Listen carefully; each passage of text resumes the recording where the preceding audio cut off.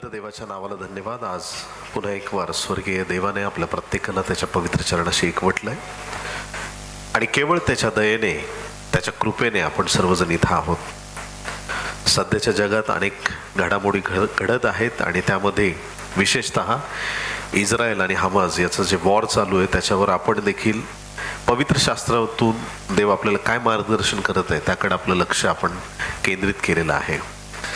News channel ज्यावेळेस आपण बघतो, टी व्ही चालू करतो, त्यावेळेस आपल्याला प्रत्येक चॅनलवरती वेगवेगळ्या प्रकारच्या न्यूज ऐकायला मिळतात आणि प्रत्येक चॅनल आपलं मत त्या ठिकाणी मांडतो आणि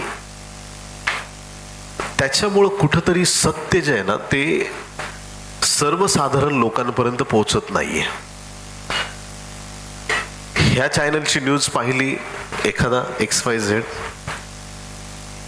ते घडत असताना म्हणजे तो चॅनल किंवा त्या गोष्टी आपण पाहत असताना एक गोष्ट आपल्याला ध्यानात येते की अरे इस्रायलने बरोबर केलं, चांगलं केलं, असंच पाहिजे, त्या हमासवाल्यांना असंच मारलं पाहिजे, अजून मारा. मग दुसऱ्या चॅनलवरती येतं की खूप लहान मुलं मारली गेली, महिलांना मारलं, असं दुसरं चॅनलवाले सांगतात आणि इस्रायल क्रूर झालाय फारच. आणि मग त्याच्यात मग परत आपलं मत बदलतं, अरे यार इस्रायलने असं नव्हतं करायला पाहिजे. आणि ह्या सगळ्या गोष्टी घडत असताना लोक कन्फ्युजनमध्ये मारावेत असं मीडियाला वाटतंय, असं मला वाटतंय. आणि बऱ्याच गोष्टी क्लेरिफाय होत नाहीत, बऱ्याच गोष्टी होतात. तर ख्रिस्ती लोकांनी आपलं मत याविषयी कसं असलं पाहिजे, मागच्या रविवारी मी आपल्याला सांगितलं. इस्रायलचा मरो नाहीतर गाझाचा मरो, आम्ही दुःखच व्यक्त केलं पाहिजे, कारण की मरणारा जीवात्मा कुठं जातो हे महत्वाचं आहे. आणि म्हणून ख्रिस्ती या नात्याने बिना येशू ख्रिस्ताला ओळखता कोणी मरण पावतं तर त्यावेळेस आम्हाला दुःख झालं पाहिजे, कारण की सुवार्थ प्रसाराचं कार्य देवबापाने आपल्यावरती दिलेलं आहे. त्याच्यामुळे ही एक आपली बाजू आपण क्लिअर ठेवूया आणि जजमेंटल न बनता, तराजू आपल्या हातात न घेता प्रार्थना करत राहूया आणि जे बायबलचं सत्य आहे ते आपण समजून घेण्याचा प्रयत्न करूया. आमेन. युद्ध काय म्हणजे असं पहिली वेळ नाहीये जगात युद्ध झालंय. युद्ध तर नेहमीच होतात. कधीपासून आपण म्हणजे आपल्या इतिहासाची पुस्तकं उघडली तर कधीच्या काळापासून, आणि त्यातल्या त्यात मोठी युद्ध कोण सांगेल, 2 मोठी युद्ध झाली. पहिलं महायुद्ध आणि दुसरं महायुद्ध, ही 2 महायुद्ध तर सगळ्या जगाला माहिती आहेत. मग त्याच्या व्यतिरिक्त पण लहान मोठ्या किती, पानिपत वगैरे, आपल्या भारतात पण काय जबरदस्त मोठ्या मोठ्या लढाया झालेल्या आहेत. लढायांनी म्हणजे ही अशी ऐतिहासिक भूमी आहे आपल्या महाराष्ट्राची म्हणा, भारताची. खूप लढाया झालेल्या आहेत आणि पराक्रमी वीर योद्ध्यांनी आपले पराक्रम दाखवलेले आहेत. आणि अनेक अशा घटना, अनेक युद्ध पुरातन काळापासून, मग अब्रामाच्या काळात असतील तेव्हा पण. आणि दरच वेळेस असं होत नाही की ह्यांच्याकडे मोठी सेना आहे म्हणून हे जिंकतील. ऐकताय तुम्ही चर्च? एकदा ना काय झालं की अब्रामाचा पुतण्या, काय नाव त्याचं, हा मोठ्याने बोललात तर जरा आनंद वाटेल, लोट. ह्या लोटाचं जे गाव वगैरे होतं ना जिथे सदोम गमोरा, त्यांना 5 राजांनी येऊन लुटलं. आता हे 2 एवढी मोठी शहर आहेत की ते 5 राजांची काय लढणार. पण अब्रामाने म्हटलं, ए चल ते भांडे घासायचे राहू दे रे, तू इकडे चल, ते कपडा मारायचं बंद कर, चल तू इकडे. नोकर चाकर घरातले घेतले सगळे. किती लोक आमेन म्हणतील? योद्ध्यांना नाही घेतलं, कोणाला घेतलं? नोकर चाकर घेतल्याने 5 राजांना हरवून आला. बोलो येशू मसीह की.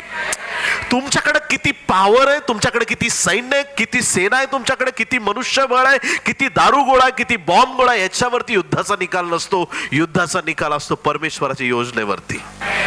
सत्यासाठी लढत असाल, एकटे जरी उभे राहिलात, देव तुमच्या बाजूने उभं राहणार आहे.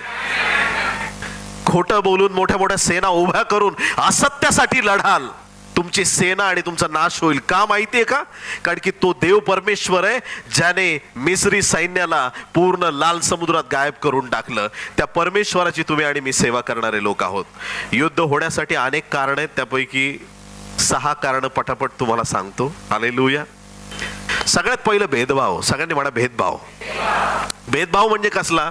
एक तर धार्मिक भेदभाव असू शकतो, जातीचा भेदभाव असू शकतो, किंवा मी मराठी, तू कन्नडा, तू गुजराती. मग हे जे आहेत भाषेचे भेदभाव, जातीचे भेदभाव, काही अजून अमेरिकन कंट्रीजमध्ये पण असं काही ठिकाणी लोक आहेत, गोरे आणि काळे यांच्यामध्ये भेदभाव केला जातो. प्रभूला धन्यवाद, आपल्या इकडे असं काही नाहीये. किती लोक आमेन म्हणतील? भाषा, रंग, देश, प्रांत आणि बऱ्याच गोष्टी आहेत अशा की ज्याच्यामुळे लोकांमध्ये भेदभाव होतात. आणि त्या भेदभाव असल्यामुळे ना एक जण दुसऱ्यांना डॉमिनेट करत राहतो आणि त्यांच्यामध्ये पण बऱ्याच वेळा युद्ध पुकारण्यात आलेत. तर पहिली गोष्ट असेल तर ती म्हणजे भेदभाव. धर्मांमध्ये भेदभाव असतो. कशामध्ये? धर्मामध्ये. प्रत्येकाला वाटतं की माझा धर्म श्रेष्ठ आहे. ख्रिस्ती असो, यहुदी असो, मुस्लिम असो, हिंदू असो, जैन असो, प्रत्येकाला वाटतं की मी ज्या धर्मामध्ये आहे तो श्रेष्ठ आहे. आणि मग आता मी जर तुम्हाला सांगितलं की माझा धर्म श्रेष्ठ आहे, तर समोरचं काय म्हणणार? माझं पण श्रेष्ठ आहे. तुझा श्रेष्ठ आहे तर माझा काय कमी आहे का? मग त्याच्यामध्ये दोघांमध्ये काय लागते? भांडणं लागतात. तुझा श्रेष्ठ का माझा श्रेष्ठ?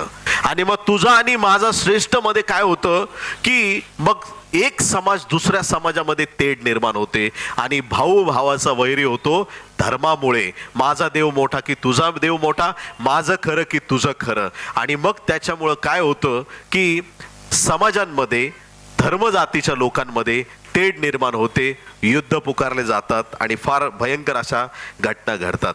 पुढचा जो मुद्दा आहे तो म्हणजे सीमेवरून वाद असतो. सीमा, भारत पाकिस्तान बॉर्डर, त्यांना इकडं घुसायचंय.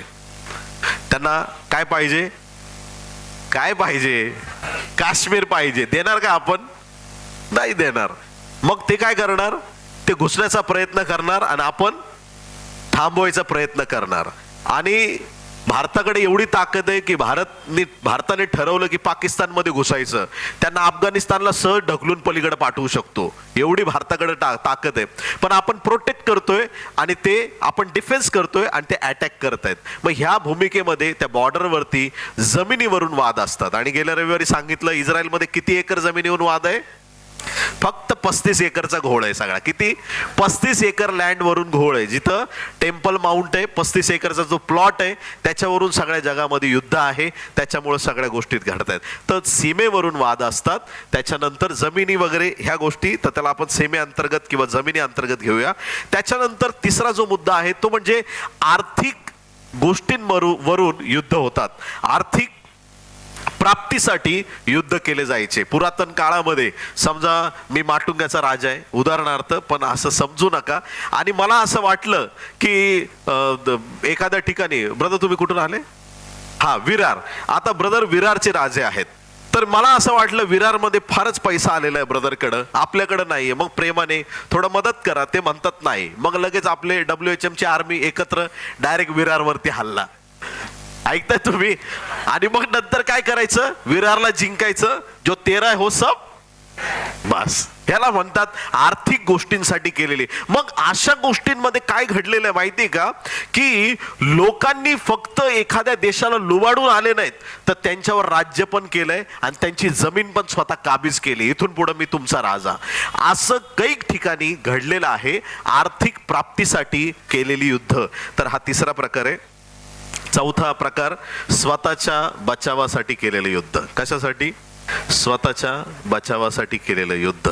हे जे युद्ध आता इस्रायल करत आहे स्वतःच्या बचावासाठी. तुम्ही म्हणाल कसं काय? प्रश्नचिन्ह आहे. देवाच्या प्रिय लोकांनो, आज खूप लोकांना वाईट वाटतंय. पॅलेस्टाईनची लहान लेकरं वगैरे मरतायत आणि खरंच दुःखद घटना आहे, वाईट वाटतं. पण ह्याचा विचार केलाय का की उदाहरणार्थ एक सिंहाचा पिंजरा आहे. काय? सिंहाचा पिंजरा आहे, दरवाजावरती लॉक आहे आणि तिथं बाहेर नोटीस लावलेली आहे, या सिंहाला कुणी डिवचू नये. त्यांनी जर तुम्हाला डिवचलं नंतर तर त्याला आम्ही काय करू नाही शकत. याला कोणी त्रास देऊ नये. बाहेर बोर्ड लावलाय, कृपया सिंहाजवळ जाऊ नये. आता एखादा महान पराक्रमी योद्धा हमास नावाचा लॉक उघडतो, आत जातो, सिंहाला आलू गुलू गुलू टपाक. तू मारलं रे, तू मारलं तुझ्या ताकदीने, पण सिंहाचा पंजा कसा आहे? तो पण असाच करे का? आलू गुलू गुलू.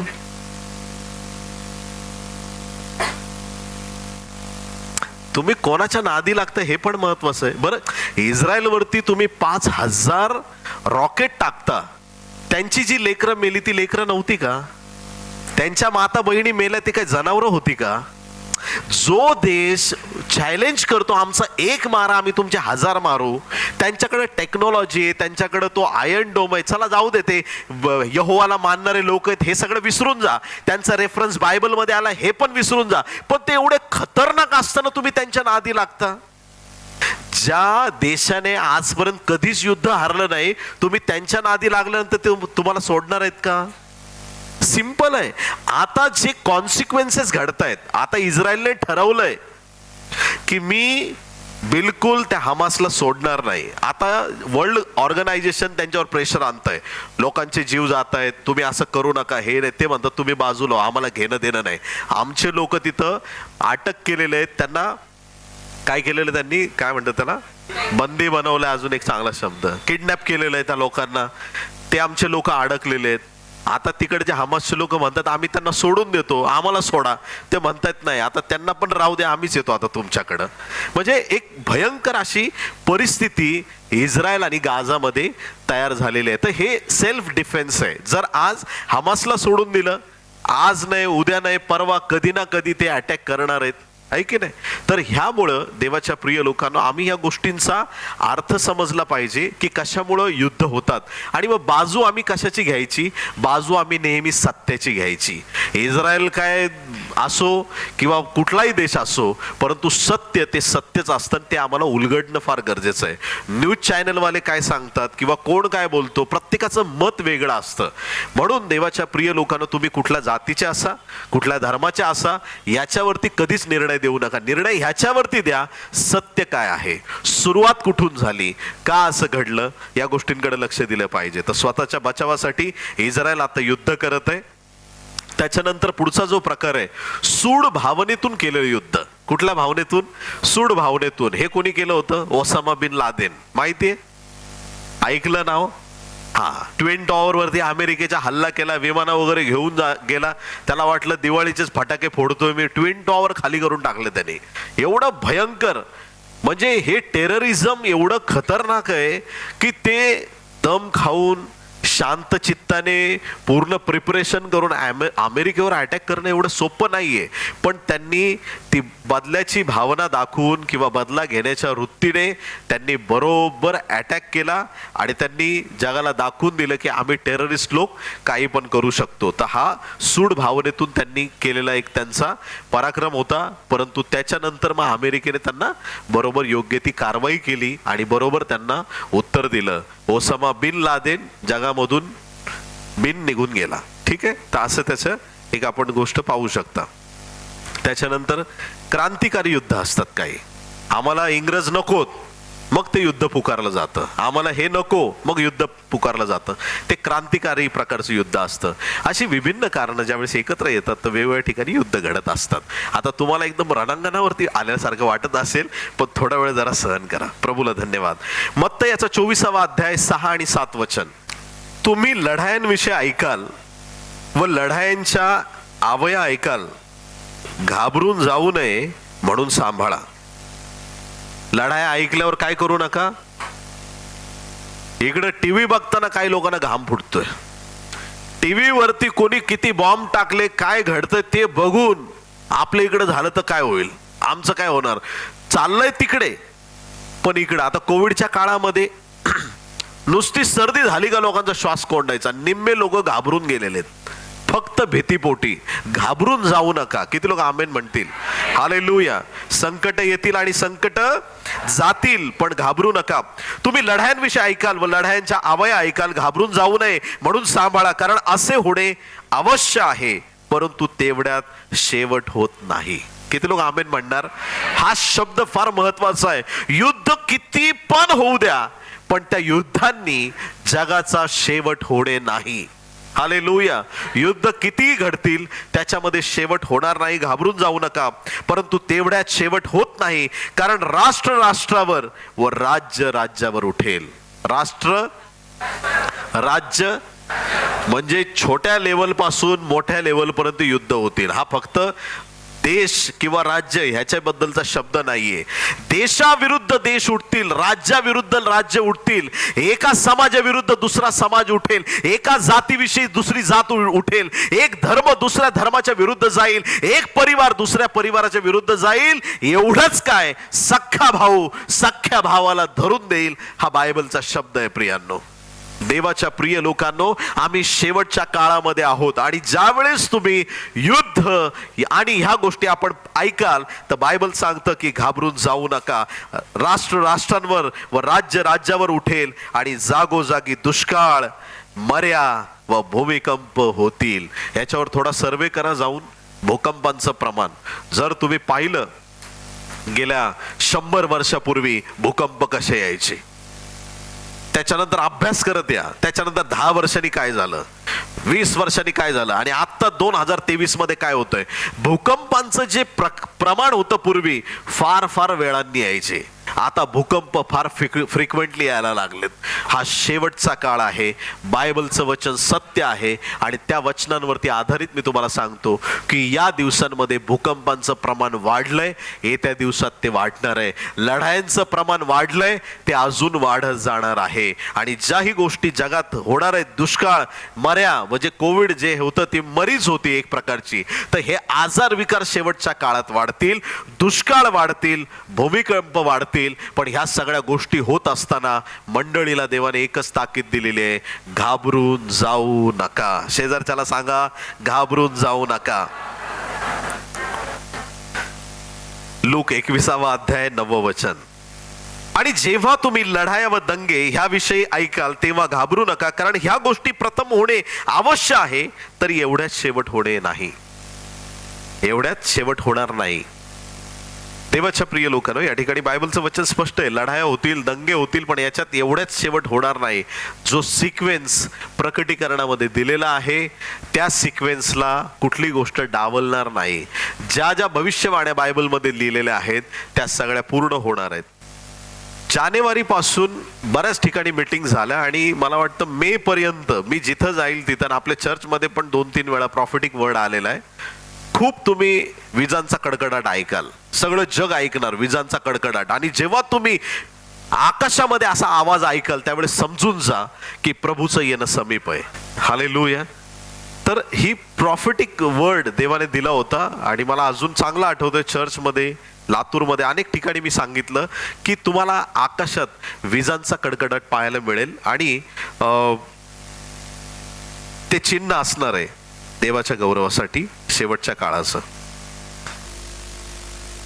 1 महिन्यापूर्वी सत्य घटना आहे ही, मक्कामध्ये घडलेली. वादळ आहे,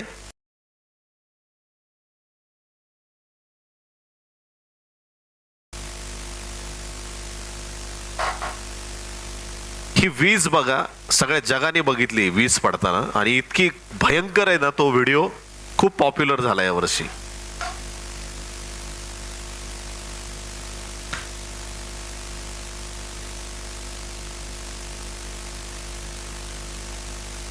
खूप वादळ, विजा,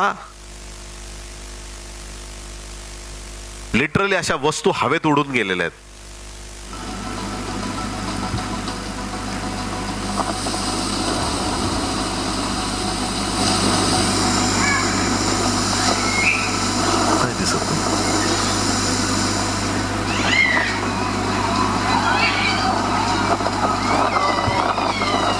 दुसरा नेक्स्ट व्हिडिओ लावा.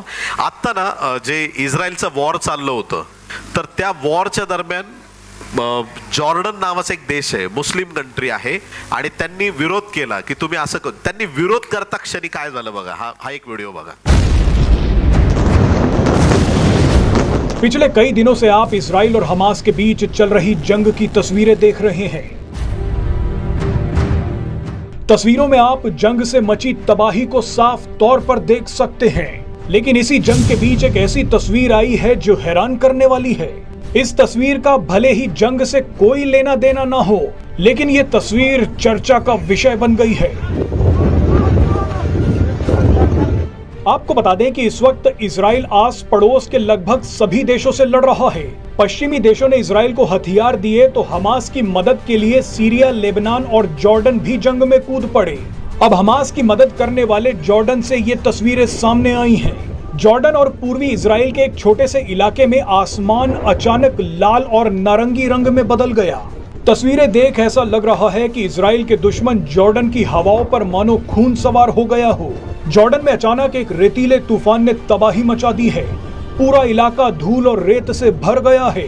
विजिबिलिटी बिल्कुल खत्म हो गई है। सोशल मीडिया पर इस तूफान की तस्वीरों को देख अलग ही चर्चा शुरू हो गई है। किसी ने कहा कि ये आने वाले विनाश का संकेत है, तो किसी ने कहा कि अब तो प्रकृति भी इजराइल के दुश्मनों पर हमला कर रही है। चलिए, जिसे जो कहना है कहने दीजिए, लेकिन आप ये तस्वीर एक बार देख लीजिए। दुश्मनवरती पण निसर्ग हल्ला करतोय। हे दोन व्हिडिओ दाखवण्याचं एकच कारण आहे की जी लाइटनिंग, जे वादळ तुम्ही बघितलं आणि जे आता जॉर्डन मध्ये तुम्ही पाहिलं की अचानक अख्ख्या देशाचं जे आकाश आहे ते लाल आणि नारंगी रंगाचं झालं अचानकपणे। आणि न्यूज मीडियावाले बोलतायत की इस्रायलच्या विरुद्ध उठणाऱ्या राष्ट्रांवरती पण निसर्ग कोपलाय किंवा काय। याला स्पिरिच्युअल वे मध्ये घ्या प्रियांनो।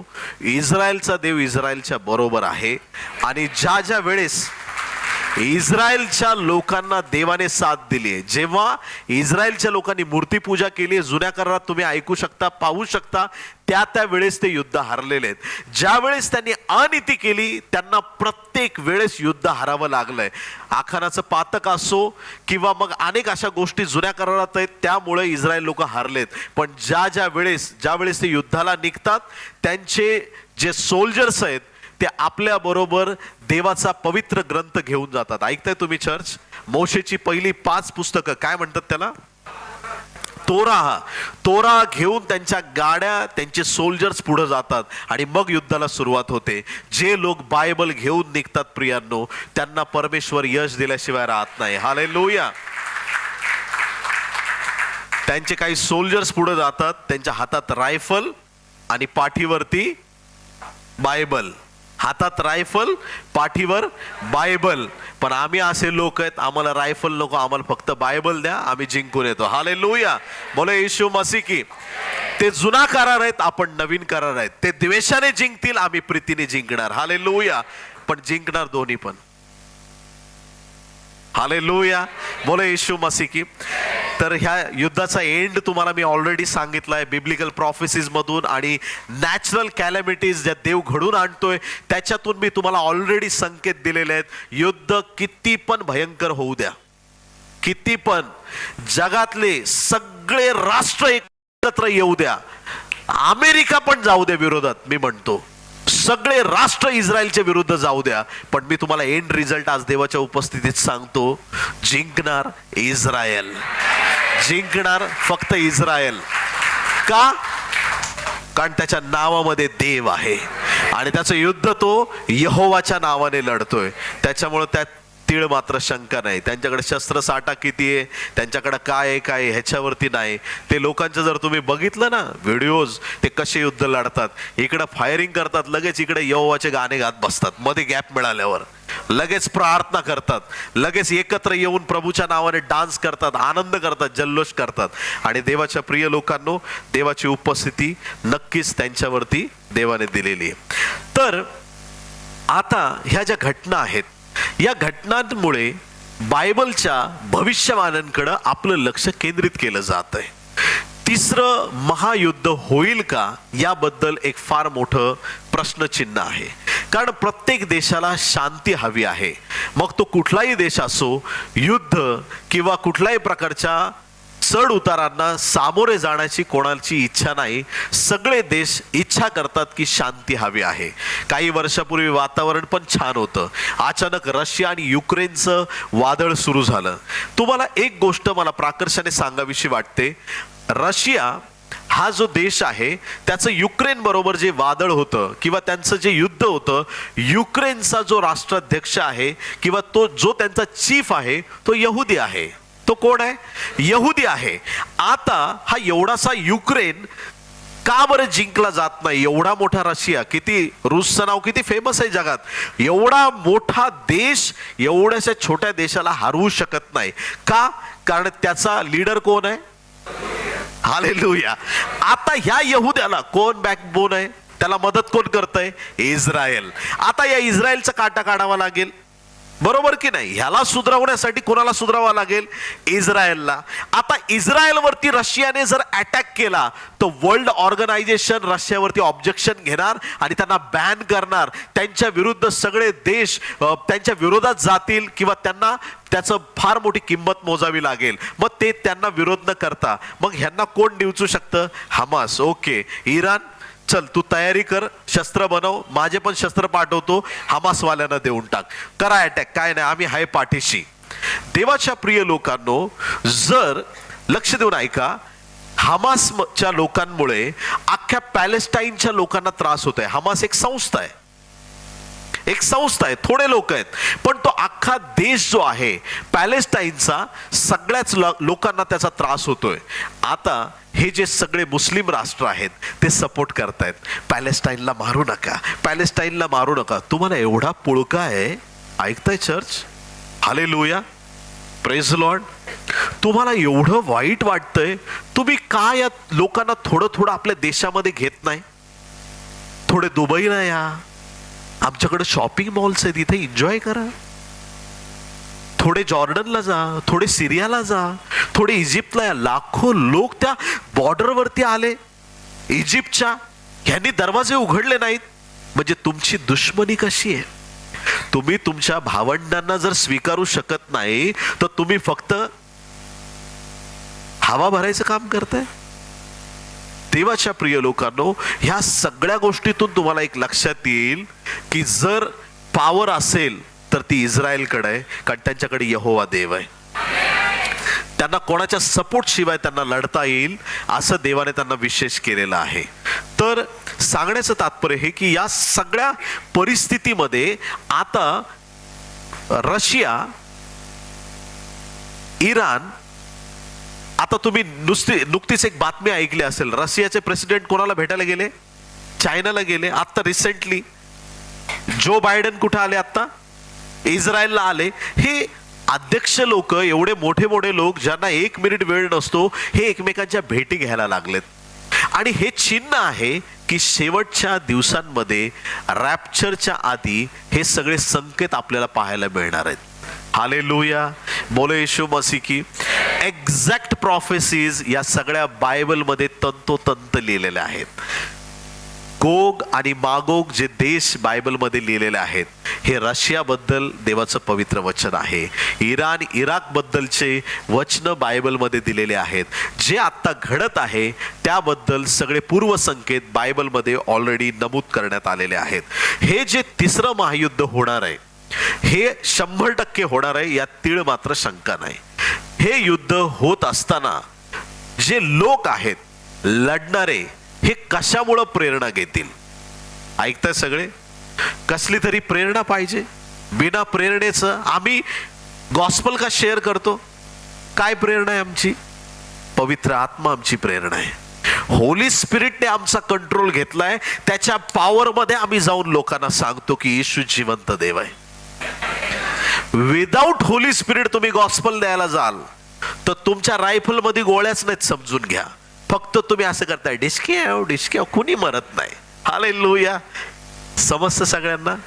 विथ होली स्पिरिट, पवित्र आत्म्याच्या सामर्थ्याने ज्यावेळेस तुम्ही देवाचं काम करता, तुम्ही बोलता, तुम्ही एक वाक्य बोलून तुम्ही निघून जाल, परमेश्वर त्या व्यक्तीची झोप उडवून टाकेल.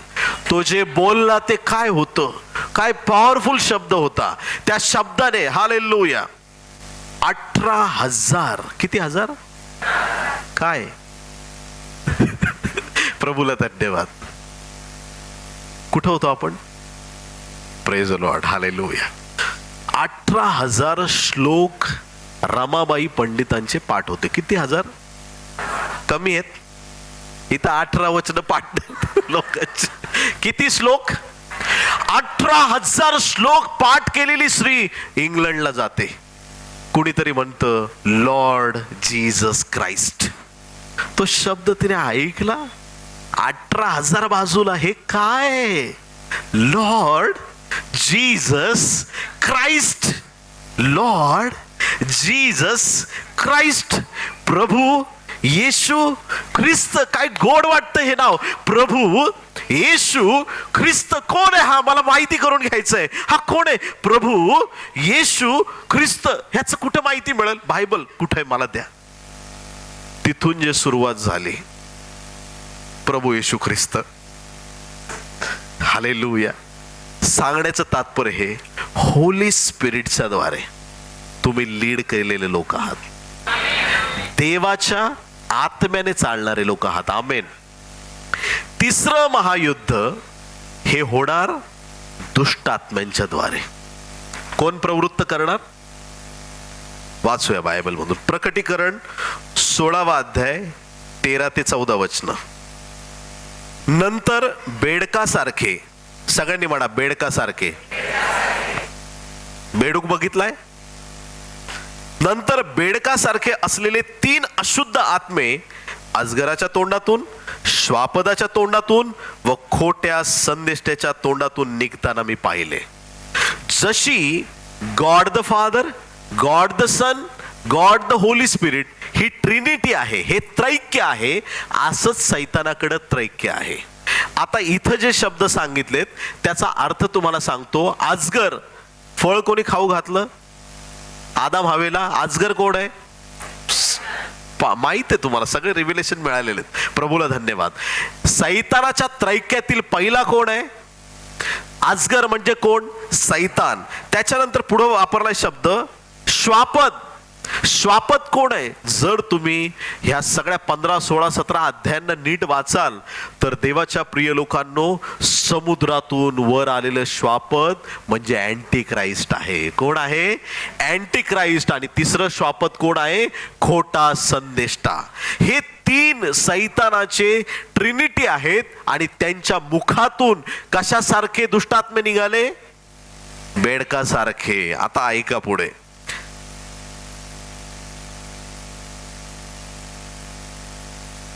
परत वाचतो. नंतर बेडकासारखे असलेले 3 अशुद्ध आत्मे अजगराच्या तोंडातून, श्वापदाच्या तोंडातून व खोट्या संदेष्ट्याच्या तोंडातून निघताना मी पाहिले.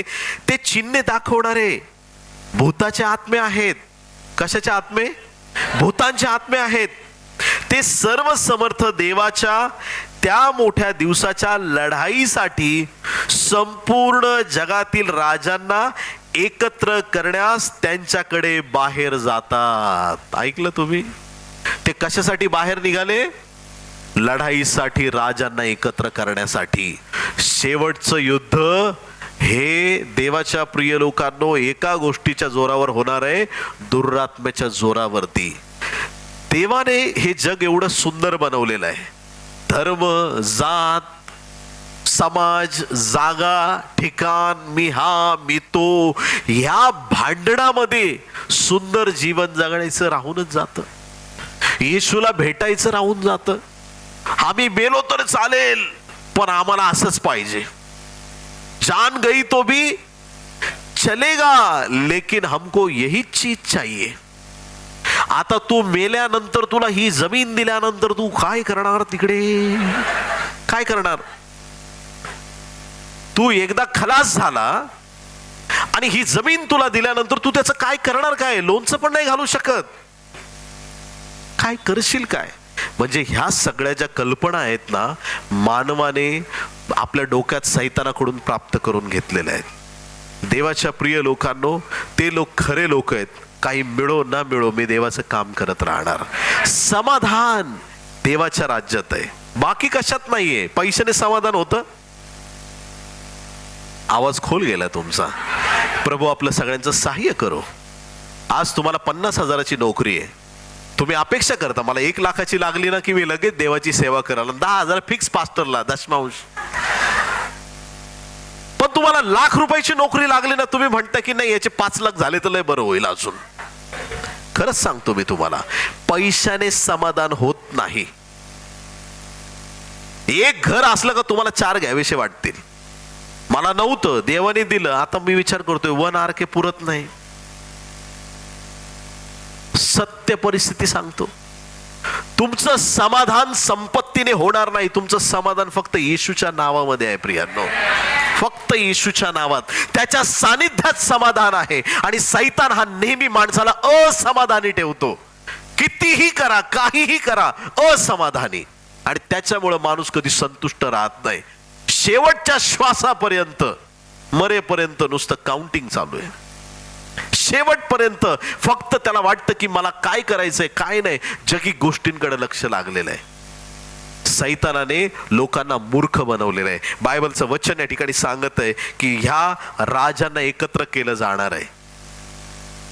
हे सगळं युद्ध होणार. एका ठिकाणाचं नाव बायबलमध्ये दिलेलं आहे. प्रकटीकरण 16 अध्याय 16 वचन.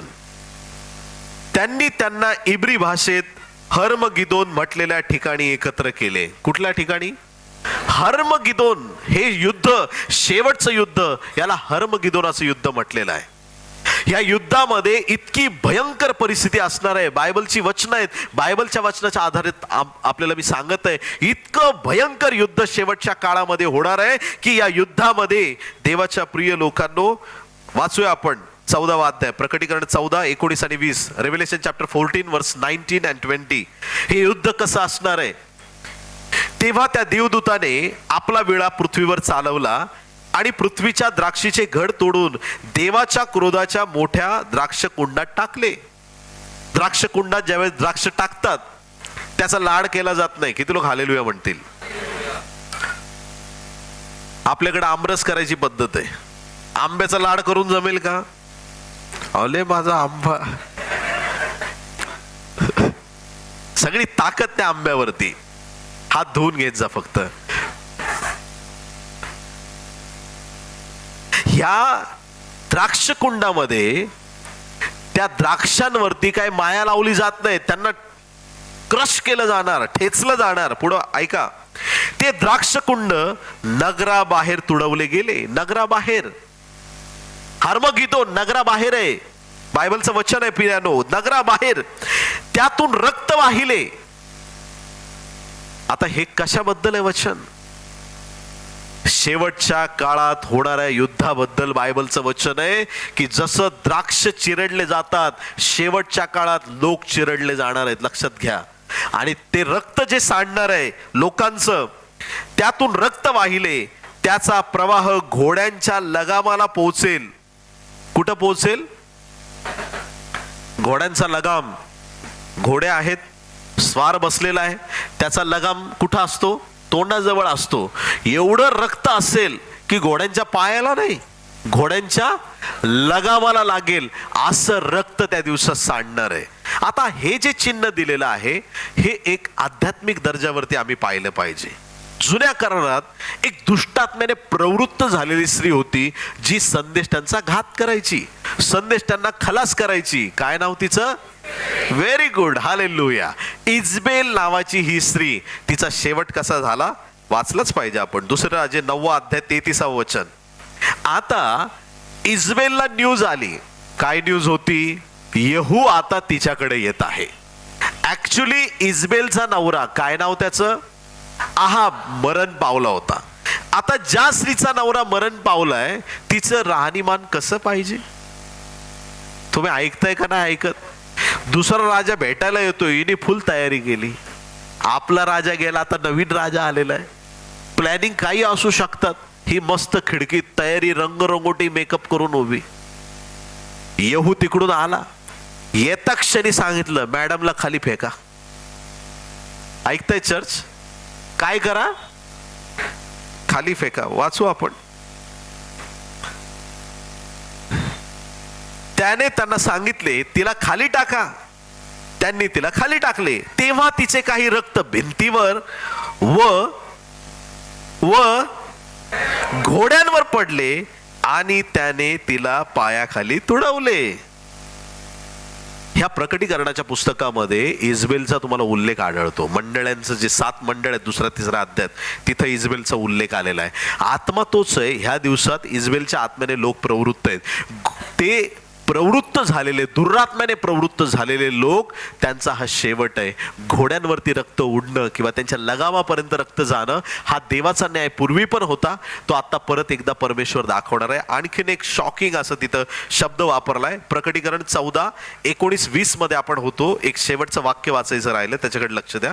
रेव्हेलेशन चॅप्टर 14:20 वरती जाऊ डायरेक्ट. त्याचा प्रवाह घोड्यांच्या लगामांना पोहोचेल इतका असून तो 100 कोस पर्यंत वाहत गेला. किती कोस? आता इथं पण एक रहस्य आहे. किती कोस? जी जागा आहे उत्तरेकडे, इस्रायलच्या उत्तरेकडे हर्मगिदोनाची जागा आहे, तिथून जर तुम्ही 100 कोस काउंट करत आले तर एक्झॅक्ट येरुशलेम. कुठं? Praise the Lord, hallelujah. Exact येरुशलेम. देवाच्या प्रिय लोकांनो, असा रक्तप्रवाह वाहील की तो पार हर्मगिदोनापासून येरुशलेमेपर्यंत. म्हणजे हे युद्ध इस्रायलशी जोडलेलं आहे. इथं डायरेक्ट लिहिलेलं नसणार, मग रशिया येणार आणि मग हा देश येणार, मग इस्रायलवरती हल्ला. हे सगळं तिसऱ्या महायुद्धाचं चिन्ह आहे. पवित्र शास्त्राचा शब्द आहे. प्रियांनो, आम्ही सावध असणं गरजेचं आहे.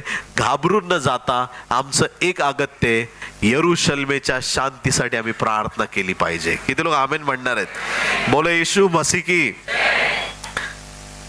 दानिएल 8 अध्याय 9 वचनाप्रमाणे जे लहान शिंग आहे, दानिएल 8 आणि 9, जे लहान शिंग आहे ते शिंग या दिवसामध्ये प्रवृत्त केलं जाणार आहे. ह्या शेवटच्या काळात, या युद्धाच्या काळामध्ये अँटी क्राइस्ट प्रकट होण्याचा काळ आहे. कारण की हे युद्ध जर एवढं मोठ्या लेवलला होण्याचे संकेत आपल्याला जगात दिसत आहेत, तर ह्या युद्धामध्येच एक लहानचं शिंग वरती येताना आपण पाहणार आहोत. आणि ते म्हणजे काय? तर तो अँटी क्राइस्ट आहे, ख्रिस्त विरोधक आहे. देवाच्या प्रिय लोकांनो, आज कितीतरी संदेश ते सकाळी उठल्यापासून रात्रीपर्यंत अँटी क्राइस्ट वरती संदेश देतात. आणि त्यांच्या चर्चचे लोक पण थर अँटी क्राइस्ट येईल बाबा, 666 येईल बाबा, आता आमचं काही खरं नाही. तुम्हाला क्राइस्टकडे बघायचं आहे, अँटी क्राइस्टकडे नाही. हालेलुया. ज्याला ख्रिस्त कळालाय त्याला ख्रिस्त विरोधकाची भीती नाही. हालेलुया. ज्याला येशूच्या रक्ताने धुतलेला आहे त्याला 666 ची भीती नाही. ज्याच्याकडे येशू आहे, ज्याच्याकडे ख्रिस्त आहे, त्याला काय कोणाला घाबरायची गरज आहे? हालेलुया. देवाच्या प्रिय लोकांनो, 666 अँटी क्राइस्ट हे सगळं जे आहे, ह्या सगळ्या गोष्टींना जगाला सामोरे जावं लागेल. पण तुम्ही आणि मी येशूच्या रक्ताने धुतलेले लोक, आम्ही उचललं जाण्याची तयारी करायची आहे. हालेलुया. आम्ही स्वर्गाला जाण्याची तयारी करायची आहे. आज सगळे तयारी करत आहेत. रशियाला वाटतंय माझ्याकडे दारुगोळे पाहिजेत, येत्या दिवसात मला पण युद्धात उतरायचंय. इराणला वाटतंय की थांबा, आता यांचं तेल पाणी सगळं बंद करतो, आता यांना दाखवतो. प्रत्येक देश ठरवतोय मी किती मिसाईल तयार करू, मी किती वेगवेगळे वेपन्स तयार करू, मला कसा हल्ला तयार करता येईल. पण देवाच्या लोकांनी एकच विचार करायचा, माझा येशू मी जगापर्यंत कसा पोहोचवणार आहे, मी लोकांना साक्ष कशी देणार आहे, मी लोकांपर्यंत प्रभूचं वचन कसं घेऊन जाणार आहे. देवाच्या प्रिय लोकांनो, आपण या शेवटच्या टप्प्यामध्ये आहोत, शेवटच्या दिवसांमध्ये आहोत. देवाच्या प्रिय लोकांनो, पण एक सरते शेवटी एक फार महत्त्वाची गोष्ट, की ह्या जगात सगळ्या गोष्टी वाढतील आणि हे ज्यावेळेस युद्ध पेटलेलं असेल त्यावेळेस जगातले 1/3 लोक मरण पावतील. किती लोक? आज 7-7.5 बिलियन लोक जगामध्ये आहेत. कमीत कमी अंदाज 250 करोड लोक मरतील. किती? 250 करोड. आपला देश 140 करोड पर्यंत पोहोचलाय. म्हणजे ह्या भारताची आबादीपेक्षा पण अजून 100 करोड पेक्षा जास्त लोक, एवढे डबल, एवढे लोक तिसऱ्या महायुद्धात मरण पावणार आहेत. लक्ष देऊन ऐका प्रियांनो. लोक झोपलेले असतील, सकाळी अलार्म वाजेल, घरात उठतील, बेडच्या बाजूला कोणतरी मेलेलं पडलेलं असेल. अरे कोण मेलंय? बापरे. कडी उघडतील, दारात सगळे प्रेत पडलेले असतील. रस्त्यावरती येतील, अरे बापरे, अख्ख्या रस्त्यावर प्रेत पडलेले असतील. प्रेत उचलायला माणसं मिळणार नाहीत. आकाशातले पक्षी येऊन त्यांची प्रेत खात बसतील, परंतु प्रेत उचलायला माणसं मिळणार नाहीत. अशा काही बुलडोजर्स मागवले जातील, नाही तर काही त्याला फार मोठा कालावधी बायबलमध्ये दिलेला आहे. ते प्रेत गायब करण्यासाठी फार मोठा कालावधी लागणार आहे.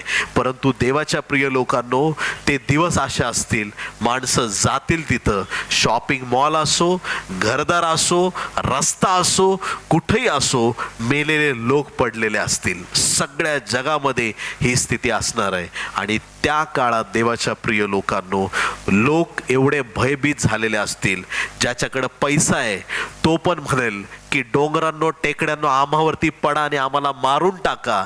ते मरण मागतील, पण त्यांना मरण येणार नाही. स्वतःची लेकरं मरताना बघतील, आपल्या परिवाराला मरताना बघतील, पण ते हताश होऊन त्यांना शांत बसावं लागेल. आक्रोश असा केला जाईल की त्या दिवसांमध्ये लोक रडून रडून इतके खिन्न होतील की त्यांची प्रार्थना ऐकायला कुणी असणार नाही. ते यूट्यूबवरती सर्च करतील, त्यांना संदेश ऐकायला मिळणार नाही. लक्ष देऊन ऐका, येत्या दिवसात जे संदेश तुम्ही ऐकताय, हे सगळे संदेश सगळ्या इंटरनेटवरून काढून टाकले जातील. ख्रिस्त विरोधकाच्या काळामध्ये तुम्हाला बायबलचा शब्द ऐकायला मिळणार नाही, तुम्हाला संदेश ते दिसणार नाही, तुम्हाला येशूचं नाव तुम्हाला लोक सांगणारे भेटणार नाही. तुम्ही म्हणाल की या वचनाचा खुलासा कोणीतरी करून सांगा, लोक तुम्हाला मिळणार नाही. याचं कारण एकच आहे, हे सगळं घडण्याआधी येशू ख्रिस्त येत आहे. तो तुम्हाला मला स्वर्गाला घेऊन जाणार आहे. आम्ही उचलले जाणार आहोत, आम्ही सार्वकालिक देवाच्या सानिध्याकडे जाणार आहोत. आमचं जीवन या जगाचं जीवन नाही, आमचं जीवन युद्धासाठी नाही, आमचं जीवन प्रीतीसाठी आहे, आमचं जीवन लोकांच्या कल्याणासाठी आहे, आमचं जीवन उद्धारासाठी आहे, आमचं जीवन देवाचं वचन पोहोचवण्यासाठी आहे, आमचं जीवन आरोग्यासाठी आहे, आमचं जीवन रिवायवल साठी आहे, आमचं जीवन लोकांचे गुडघे येशूसाठी टेकण्यासाठी आहे. हालेलुया. आमचं जीवन आम्ही देवाला दिलं पाहिजे. प्रियांनो, आमच्या घरातले वाद आहेत का? आमच्या घरात वाद आहेत का? आजही आम्ही भांडतोय का? सोडून द्या. कारण मी तुम्हाला आज सांगितलंय, तिसरं महायुद्ध दुरात्म्यांनी होणार आहे. ज्या घरात पवित्र आत्मा आहे त्या घरात आज नंतर भांडण होता कामा नये. हालेलुया. ज्या घरात होली स्पिरिट आहे त्या घरात दुसऱ्याला मोठं मानून, ठीक आहे तुमचं खरं, तुम्ही म्हणताय तसं, तुम्ही नम्रपणा घेऊन आज जर प्रीतीमध्ये वाढायला सुरुवात कराल, तुम्ही देवाच्या राज्याचे वारसदार आहात. हालेलुया. जे सैतानाचे वारसदार आहेत त्यांना लढायला मोकळं राहू द्या. हालेलुया. जे सैतानाचे वारसदार आहेत, ऐका, जे कोणाचे वारसदार आहेत? कारण की तिसरं महायुद्ध दुरात्मे बेडकासारखे सोडले जातील आणि राजांना एकत्र करतील. देवाच्या प्रिय लोकांनो, फक्त आता पाहिलं तुम्ही, रशिया आणि चायना एकत्र आले, आहे की नाही? आज 1-2 दिवसात ही घटना घडली. आता सगळे देश एकत्र येतील, लक्षात घ्या, आणि इस्रायलच्या विरुद्ध लढतील. देवाच्या प्रिय लोकांनो, पण त्या दिवसातही एक गोष्ट तुम्हाला पाहायला मिळेल की इस्रायलला परमेश्वर सोडणार नाही. त्याचं अभिवचन आहे, ते अभिवचन पूर्ण करणारा देव आहे. आज आम्ही काय केलं पाहिजे? ख्रिस्ती या नात्याने आमची काय जबाबदारी आहे? आज येशूने आम्हाला काय शिकवण दिलेली आहे? येशूने आज आम्हाला काय सांगितलेलं आहे? त्याच्या प्रत्येक शिकवणीकडं बारकाईने आम्ही नजर ठेवली पाहिजे. बारकाईने बायबलच्या वचनांचा आम्ही आत्मसात केला पाहिजे. प्रत्येक अभ्यास, एखादा संदेश ऐकतो आम्ही आणि त्यावेळेस आम्हाला वाटतं की या वचनाने मी आशीर्वादित झालो, तर त्यावेळेस ना ती वचनं आमच्या अंतःकरणावरती कोरली गेली पाहिजेत. भले एक वेळेस तुमच्या अकाउंटवर किती पैसे मी विसरून गेलो चालेल, माझा अकाउंट नंबर विसरलो चालेल, मला किती काय कोणी सन्मानित केलं मी विसरलो चालेल, मला किती वेळा लोकांनी ना वाईट म्हटलं किंवा मला टाकून दिलं, चांगलं म्हटलं, त्या सगळ्या गोष्टी मी विसरलो तर चालेल. हालेलुया. बोले येशू मसीह की. माझे किती प्रॉपर्टीज आहेत विसरलो तर चालेल. हालेलुया. माझे ATMचा पिन विसरलो तर चालेल. किती लोक आमेन म्हणतील? पण मी एक गोष्ट विसरणार नाही. हालेलुया. मी येशूचं वचन विसरणार नाही, मी येशूचं नाव विसरणार नाही. जीवनातून सगळं काढून घ्या, पण हे वचन माझ्या जीवनामध्ये राहू द्या. हालेलुया. देवाच्या प्रिय लोकांनो, आज हेच शेवटच्या काळातला अगत्य आहे. ख्रिस्ताची ओळख आम्हाला झालेली आहे आणि ख्रिस्त आमच्या जीवनामध्ये उरला पाहिजे. प्रियांनो, देवाच्या प्रिय लोकांनो, आजच्या वचनातून एक गोष्ट आम्हाला कळाली. तिसरं महायुद्ध. कितवं महायुद्ध? त्याच्यातच तिसरं मंदिर उभारलं जाणार. कितवं मंदिर? तिसरं मंदिर उभारलं जाणार. तुम्हाला माहिती आहे, आधी येशू ख्रिस्त आला, बरोबर? 2000 वर्षापूर्वी येशू आला. त्याच्यानंतर पेंटिकॉस्टच्या दिवशी पवित्र आत्मा आला. आता परत एक इव्हेंट आहे, येशू परत येणार आहे आम्हाला घेण्यासाठी. हा तिसरा जो अटेम्प्ट आहे तो आमच्यासाठी फार आशीर्वादाचा आहे. हा तिसरा आकडा आहे तो आमच्यासाठी फार महत्वाचा आहे. ह्या 3 जो शब्द आहे आमच्यासाठी महत्वाचा आहे. काही लोक त्या तिसऱ्या गोष्टीकडे असतील, त्या तिसऱ्या युद्धाकडे असतील, पण आम्ही रॅप्चरसाठी तयार झालं पाहिजे. आमच्या प्रिपरेशनसाठी कुठलीही गोष्ट अडखळण्याची. आमचा राग मध्ये आलाय का? आमचा एखादा व्याभिचार मध्ये आलाय का? आमचं पाप मध्ये आलंय का? आमचा सेल्फिशपणामध्ये आलाय का? कुठलं पाप आहे, कुठली गोष्ट आहे की जी आम्हाला असं वाटतं की मी रॅप्चरमध्ये उचलला नाही जाणार ह्या गोष्टीमुळं? आज जाळ होऊ द्या त्या गोष्टीचा. किती लोक आमेन म्हणतील? देवाचा अग्नी उतरून येऊ द्या, सोडून देऊया त्या गोष्टी आणि आज एक पक्का निर्णय घेऊया. माझा प्रभू येणार, मी तयार आहे. हालेलुया.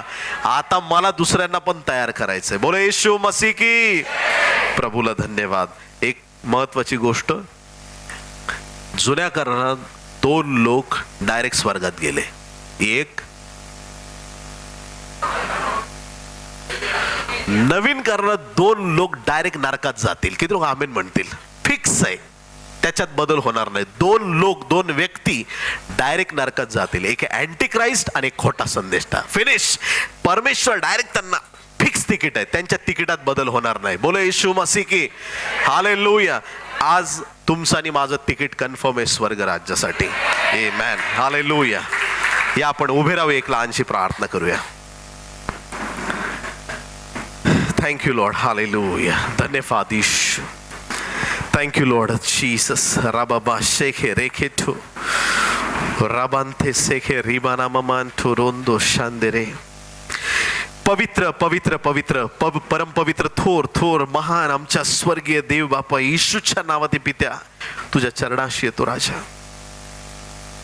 युद्धजनक परिस्थिती संपूर्ण विश्वामध्ये चालू आहे प्रभू. सध्या हे युद्ध जरी थांबलं देवा, तरी आतून हे युद्ध नेहमी धुमसत राहणार आहे. शेवटच्या काळाची सुरुवात आहे प्रभू. या अंतिम दिनांमध्ये प्रभू परमेश्वरा, तुझकडे आमची एकच प्रार्थना आहे, जग आणि जगातल्या गोष्टींकडून आमची नजर आम्ही हटवावी आणि आज आमची दृष्टी आम्ही तुझकडे लावावी. यासाठी आमचं सहाय्य कर. ज्या ज्या कानांपर्यंत आज हे वचन पोहोचलेलं आहे प्रभू, अशा माझ्या प्रत्येक भावा बहिणीला, माता पित्यांना, लहान थोरांना, सगळ्यांना प्रभू तुझा आशीर्वाद दे. तुझ्या सामर्थ्याचा स्पर्श कर माझ्या देवा. ती भांडणं आणि युद्ध तुझ्या राज्यासाठी नाहीयेत देवा. स्वर्ग राज्यात या गोष्टी नाहीयेत. दुष्ट आत्म्याने पेटलेले लोक इस्रायलच्या विरुद्ध उठलेत माझ्या देवा. पण इस्रायलचा देव असा परमेश्वर आहे की जो कधी डुलकी घेत नाही आणि जो कधी झोपत पण नाही. तुझी नजर आपल्या लोकांकडे लागली प्रभू. तुला धन्यवाद. आज आम्ही एक अंतकरणाने पुन्हा एक बार प्रार्थना करतो यरूशलेमेच्या शांतीसाठी माझ्या देवा.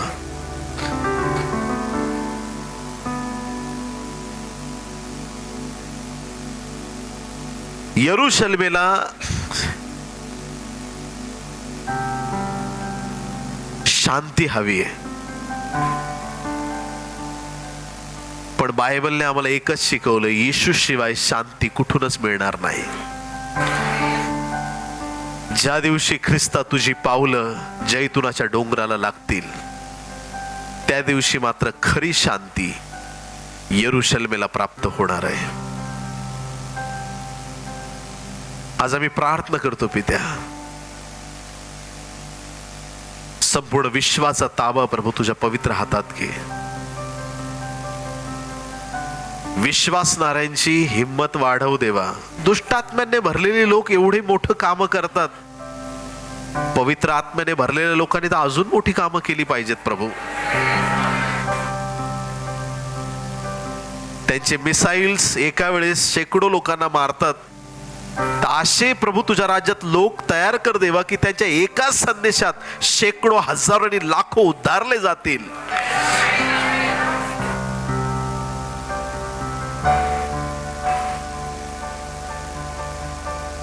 आज आमची प्रार्थना आहे स्वर्गीय बापा, ज्या ज्या कानांपर्यंत आजचं वचन गेलंय त्यांना एवढं खंबीर कर तुझ्या सामर्थ्यात. नम्रपणा शिकव, वाद विवाद आणि भांडण द्वेष काढून टाक. सासू सुनांमध्ये प्रेम निर्माण कर देवा. भांडणाऱ्या पती पत्नींमध्ये प्रेम निर्माण कर प्रभू. भावा भावांमध्ये, बहिणी बहिणींमध्ये, भावंडांमध्ये, परिवारामध्ये, माहेरच्यांमध्ये, सासरच्यांमध्ये, जवळचे नातेवाईक, लांबचे नातेवाईक, सगळे एरियातले लोक, आजूबाजूचे शेजारी मंडळीतले लोक, सगळ्यांमध्ये प्रीतीचे आणि प्रेमाचे संपर्क निर्माण कर माझ्या देवा. वादविवादाचे आत्मे येशूच्या नावात आम्ही बांधून टाकतो, त्या दुरात्म्यांना आम्ही धमकावतो. स्वर्गीय बापा, आम्ही तुला धन्यवाद देतो,